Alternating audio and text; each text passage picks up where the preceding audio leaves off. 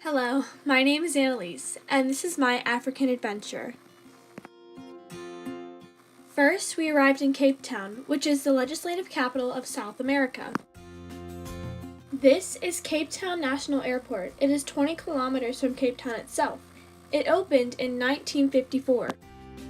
This is a hotel I stayed in. It's called the Last Word Constantia. This is the Castle of Good Hope. Construction on it started in 1666 and ended in 1679. While in Cape Town, we had to visit Camps Bay. It has the most amazing beaches and the most breathtaking sunset. If you ever visit Cape Town and aren't afraid of heights, then this is the one for you. Take a cable car up to Table Mountain. It has the most exciting views you'll ever see. Once I separated from the group and was on my own, I had to go see Two Oceans Aquarium with all the fish and everything. It was amazing. Also, while I was on my own, I had to go see World of Birds Wildlife Sanctuary and Monkey Park. It was amazing seeing all the birds and monkeys in their natural habitat.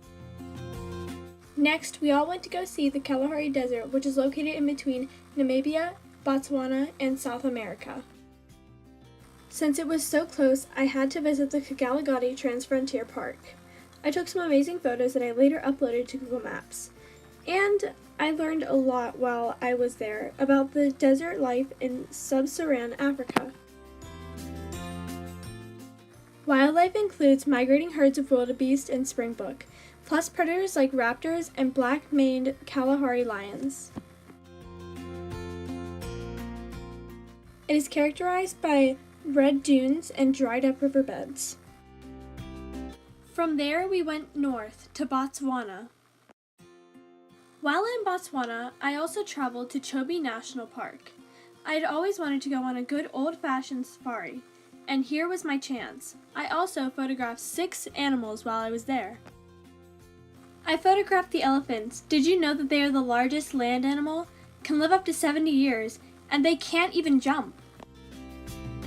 I also took pictures of hippopotamuses. They are native to sub-Saharan Africa. They are mostly herbivorous, and their name comes from the ancient Greek for river horse. I had to photograph the lions. Did you know the specific name for a lion is a Panthera leo? Their lifespan is 10 to 14 years. And population declined by about 43% in African range countries since the early 1990s. Of course, I couldn't forget the cheetahs. Did you know its reconstructed shoulder height was at 90 centimeters or 35 inches? Its mass as an adult is 46 through 160 pounds. And its speed can reach up to 68 through 75 miles per hour in short bursts of running. And who could forget the giraffes? They are the tallest living terrestrial animal in the world, and their habitats consist of savanna, grassland, and woodland. And last but not least, we have the zebras. Did you know that no zebra's black and white stripe pattern is the same? And they are generally social animals because they live in small to large herds. Next, we had to travel to Zimbabwe since we were so close, because we wanted to see the amazing Victoria Falls. I couldn't miss this for the world.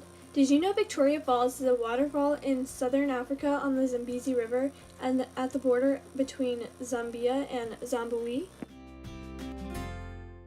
One of the activities that I couldn't pass up was Devil's Pool. Devil's Pool is basically an area in the waterfall where the water is dead, so it's safe for humans to swim in.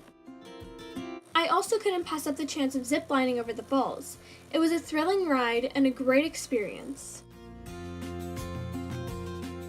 We continued north and desired to see the stunning African rainforest ecosystem. We traveled up the Zambezi River while passing through many towns. The first one we passed through was Malawi. Then we passed through Tanzania. Next we passed through Burundi. Then Rwanda. And finally, Uganda. While in Uganda, we visited the Kaibel Forest National Park. While there, I discovered much about the forest ecosystem itself. It is located in southern Uganda to protect moist evergreen forest. 77% of the park is evergreen trees. It is 766 square kilometers in size and is located between 1,100 meters to 1,600 meters in elevation.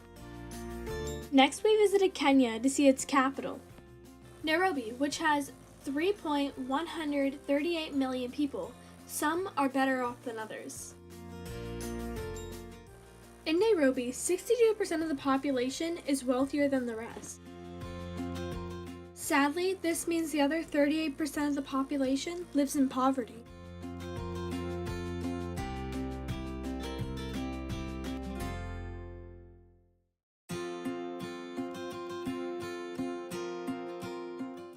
Next, we took the dangerous journey to Mogadishu, which is located in Somalia. We found a few tourist attractions, though tourists are warned against visiting Mogadishu.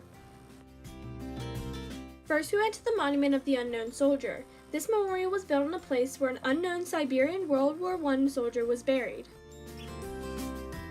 Then we went to the Bakara Market. This is the largest market in the nation. Next, we went to Timbuktu. I really wanted to see the priceless historical architecture that was stored there. Timbuktu is located in Mali. This is one of the pictures I took at Timbuktu.